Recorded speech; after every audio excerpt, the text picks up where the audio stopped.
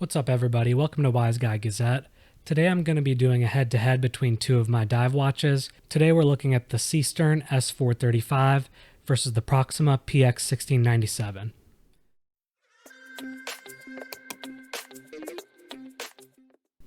I'm going to get right into it, starting with the price. The Seestern will run about $216 right now. I believe there's a sale. And the Proxima runs $220. Again, that's lower than normal due to the sale.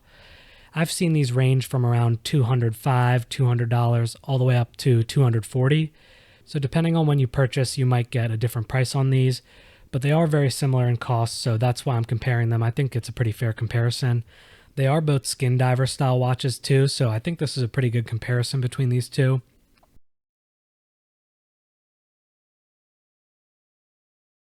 I'm going to move on and just grab the dimensions on these. I'm going to start with the Proxima. This one is super thin. They both are 39 mil stated on the website, but there is a slight variation from website to real life dimensions, so I do want to get you the real measurements. Starting with thickness, comes in at 11.8 millimeters.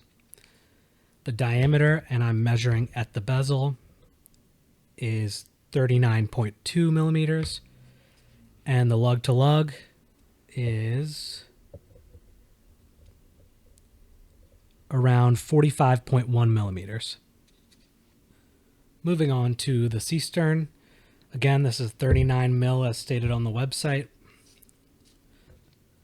The thickness, including the crystal, comes in at 12 millimeters on the dot. The diameter across the bezel comes in at about 38.9. And the lug to lug on this one is 45.9.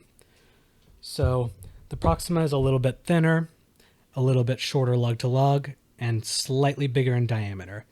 They both do wear really well on a 6.5 inch wrist, and I really have no problems with the dimensions. They're some of the better wearing watches I have from AliExpress, and especially the Proxima really is a standout in terms of dimensions with its really thin case profile. And we'll get into the case a little bit later, but the Proxima does have that really special thin mid case that I love.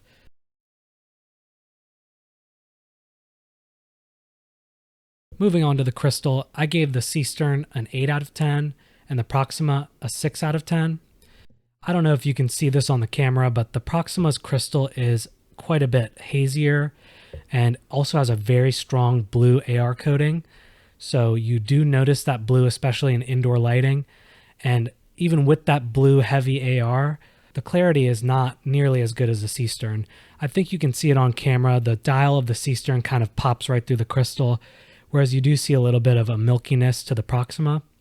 And I think that's one of the biggest weaknesses of the Proxima. I think if they put a better crystal in here, that would go a pretty long way, considering the rest of the execution is so good.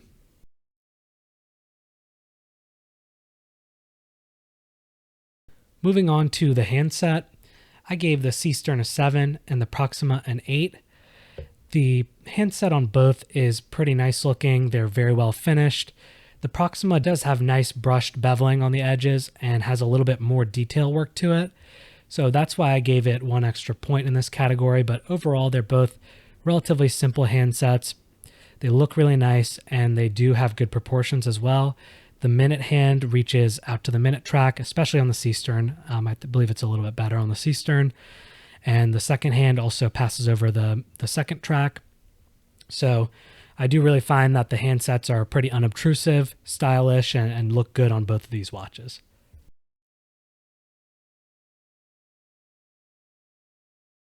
Moving on to the dial. You can see immediately that there's a difference in the color of black between these two.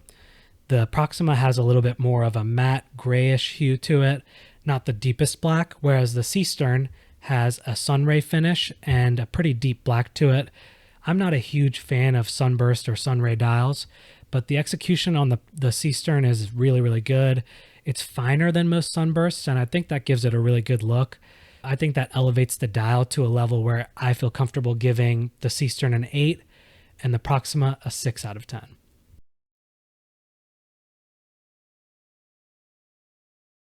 All right, moving on to case finishing. I gave both of these an 8 out of 10. The case finishing is extremely good on both. They both have a mixture of brushed and polished with good transitions. The Proxima does have a little bit more of a harder to execute case with the light catcher style, beveled edges, and the undercut. But the Seestern is a little bit more slab-sided, but the execution is so good that I do give them, a similar score. In terms of the polishing, they're both very good, mirror-like polish, no waviness. So that's why I gave these both an 8, very solid, and I think they're pretty much on par with each other.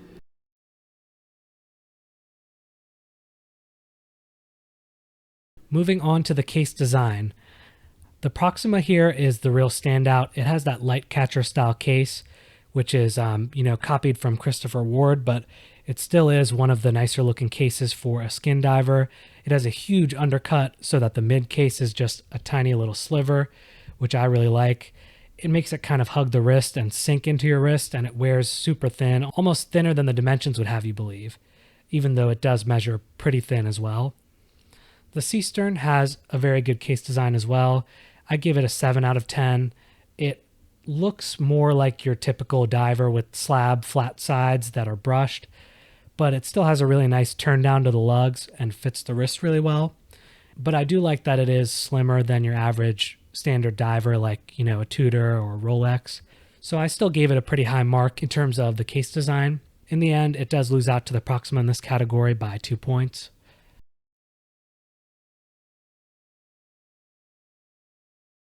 On to the movement. These are both ETA 2824 clones. The Proxima is a PT5000, which is pretty common in Chinese watches, and the Seestern is a Seagull ST2130, which is a little bit less common, but also a very good movement. The reason I gave them only an 8 out of 10 is because there are some reliability issues with these movements. I believe there's an issue with the reverser wheel, or basically the winding mechanism, can get messed up, and then you have helicopter rotor and you will have issues hand winding the watch. What I do to mitigate that is I just never hand wind these. I just put them on wrist, give them a shake if I need to, set the time, and just get about my day. So I think that I will avoid any issues in that department, and I think that's the safer way to go with these clone movements. I do sometimes prefer an NH35 for that reliability aspect, but what I do like about these movements is they're generally far more accurate out of the factory than an NH35, and they have less positional variation, which means that even if they are well regulated, it'll be more accurate in different positions, and it makes it easier to regulate as well. And they also are thinner, which enables how thin these two watches are. So in this case, I'm okay with the movement.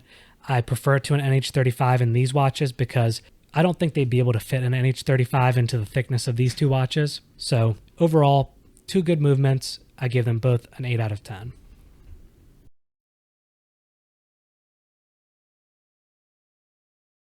Moving on to bezel action, I'll start with the Proxima. The Proxima, due to its thinness, does not have the most satisfying bezel action.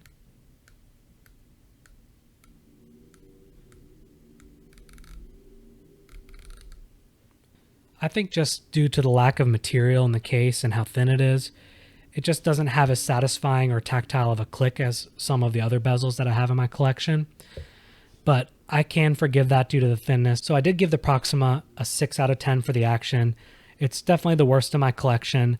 It's definitely usable and it won't slip or anything, but it just has a little bit of a hollow clicking mechanism and doesn't feel as satisfying in the hand.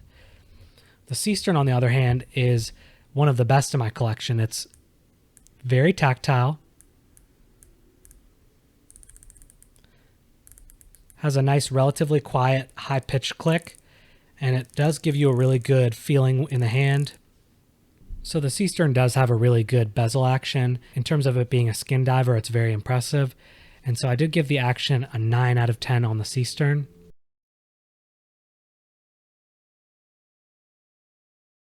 And moving on to the last bezel category, Bezel Insert. Both of these are fully loomed bezels. They're both relatively thin to match the skin diver aesthetic.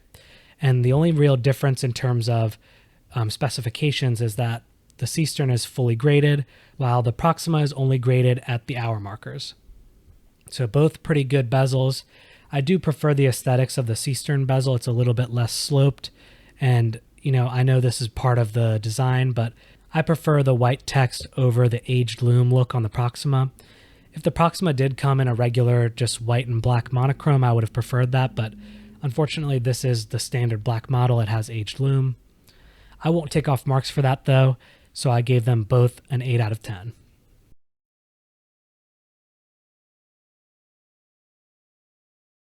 Now I'm going to talk about the Endlinks in terms of the quality and fitment. They both have female Endlinks, which I prefer. They both have pretty good fitment to the case, but the Proxima does take this category. It has near seamless Endlinks, extremely good fitment to the case, and I also like that the brushing matches perfectly with the case. It makes it look more seamless. It looks like one piece. Whereas the Seestern, I know that this is part of its inspiration, but the brushing on the bracelet is vertical, while the brushing on the case is radial.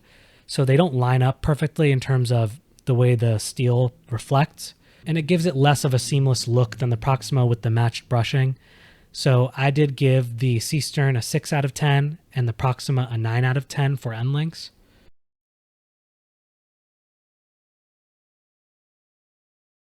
Moving on to the bracelet, I'll start with the bracelet design and move on to the bracelet finishing. The bracelet design on both is a simple oyster style. They both articulate really well. They both use screw pins. They're both good quality solid links, so there's nothing to really differentiate them, so I give them both an 8 out of 10.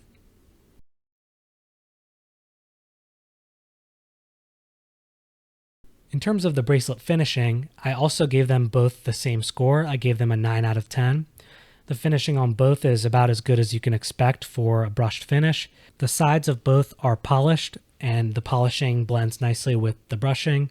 The bevels look nice. Like I said, they articulate well. So I gave the bracelet finishing on both of them a 9 out of 10.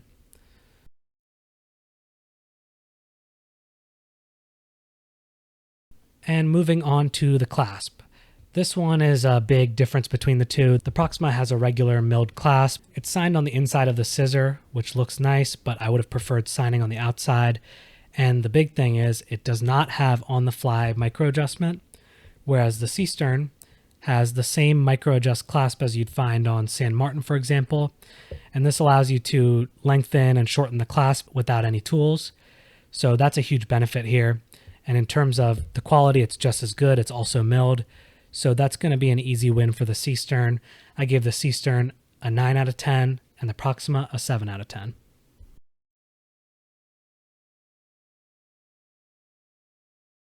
Now for the last category, and that's fit. Both of these, like I said, are very thin cases and they fit really nicely.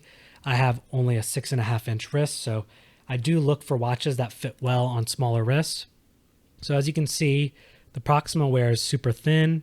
It looks pretty good on a 6.5-inch wrist. It's not overly large. It doesn't have any overhang. And if you look at that side profile, you're getting a really, really thin mid case that just sinks into the wrist and looks great. So I did give the Proxima a 9 out of 10 in terms of fit. It's the best fitting dive watch in my collection. I know it doesn't have that micro adjust, but taking that aside, it just fits so well. It feels like you're not even really wearing a watch. The Seestern, on the other hand, also fits very well.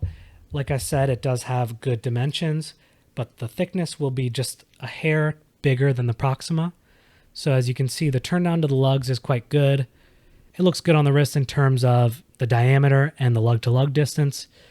And, you know, compared to most divers, it does wear really well and thin and low to the wrist as well. But compared to the Proxima, it's just not quite there. So I give it an 8 out of 10, which is still high marks. I'd say it fits a little bit better than a standard Tudor style watch that I have in my collection, but not quite on the level of the Proxima. So that is another category that will go to the Proxima.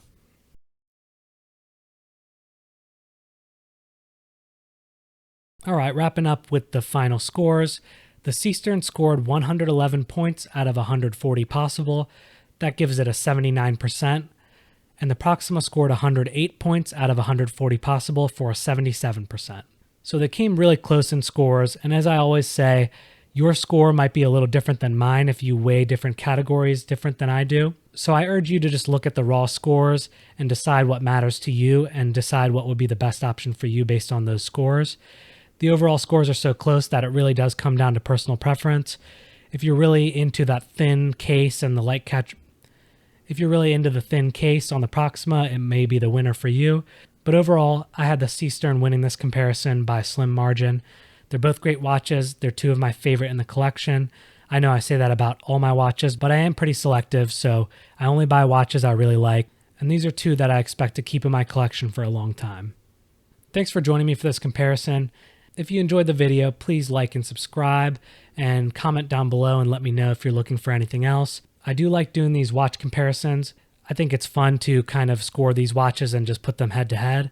So if you want to see any more watches in my collection head to head, just let me know down below. You can see my full collection in my State of the Collection video. And if any of those are interesting to you, just let me know and I'd be happy to make a video for you guys. Have a great day. Thanks for watching.